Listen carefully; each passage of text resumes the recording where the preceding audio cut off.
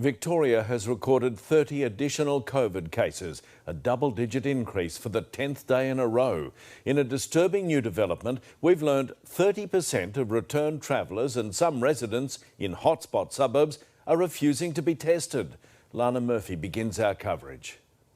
At a testing time for Victoria, curbside clinics are taking the swabs to the streets. Good. Have a rest.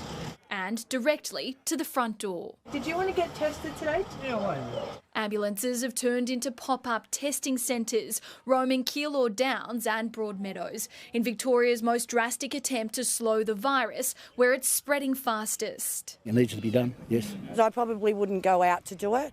It's more convenient and I think it's easier for everybody. The government wants half the suburbs tested before the weekend is over, aiming for 10,000 tests a day, after the state recorded a double-digit increase for the 10th day in a row.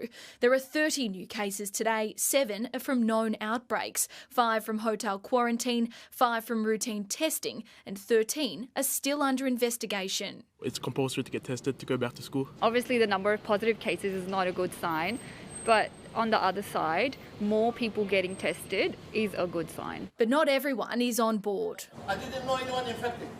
No corona. The Deputy Chief Health Officer revealing 30% of returned travellers are not taking the test because they don't have to. We're not enforcing testing at this point of time, so it would be less of a refusal than a declining to be tested. The state does have the power to enforce testing, but isn't using it. That's, I think, something for consideration and further discussion, but at this point in time, we're pretty happy with the current regimen. Claire Lange is in quarantine at Crown Metropole after laying her father to rest in England. There was no question that I was going to have that test done. There's almost like a moral obligation, to do it for the greater good of the country and for making sure that we kind of nip these things in the bud. Uptake is expected to increase when a less invasive test becomes available from Monday. But those who've done the right thing want a stronger response now. If you're coming back, we're going to test you. You don't want to be tested, don't come back, we won't let you in. They won't understand any other way but fining them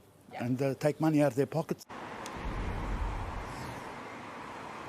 Pete, almost 5,500 returned travellers have been returned back into the Victorian community without being tested. And today, the nation's Chief Medical Officer, Brendan Murphy, says that will stop now. He wants every single person in quarantine to be tested upon entry and exit, and says the states have the power to compel every person to get that test. Now, in some good news, there have been thousands of residents in Keilor Downs and Broadmeadows taking up those mobile tests today. You can see here behind me in Broadmeadows, there is still a huge demand surging for these drive-through clinics, so much so that they will be open throughout the weekend, starting at 8 o'clock tomorrow and ending at 7 p.m.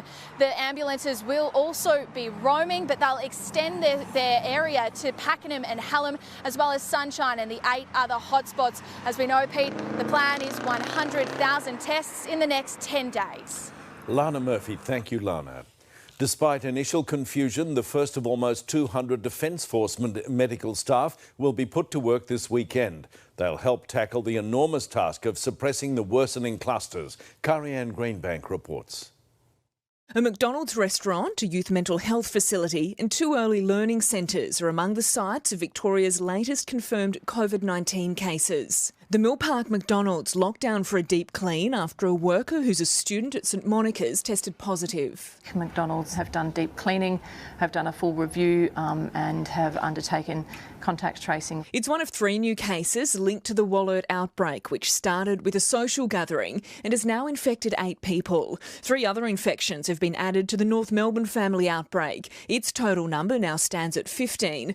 And 1 new case has been linked to the Coburg family outbreak. Its total also 15, as the race to test, trace then contain outbreaks continues. We know that this is a deadly virus that spreads quickly, spreads so quickly through the community. It's so easily transmitted. Confirmation this morning, 2 children were infectious at early learning centres in Box Hill and Diamond Creek, along with a worker at a youth mental health centre. Contact tracing is still ongoing here at Footscray Hospital's Origin Youth Health Unit, and all patients who have come into close contact with the infected worker have been quarantined in their rooms. And finally, some clarity about the arrival of the Defence Force. 200 personnel will now help with medical testing, but there'll be no assistance with hotel quarantine. That'll be left to Victoria Police. If they didn't end up needing that additional support and that can be done by their police service, well, good.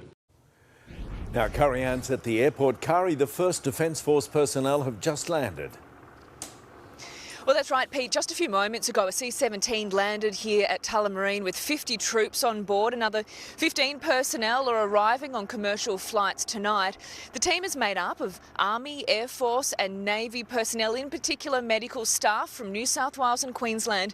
They will be helping our doctors and nurses at mass testing sites across Melbourne. And Pete, we should expect to see them out and about in the community from tomorrow. Curry Ann Greenbank reporting.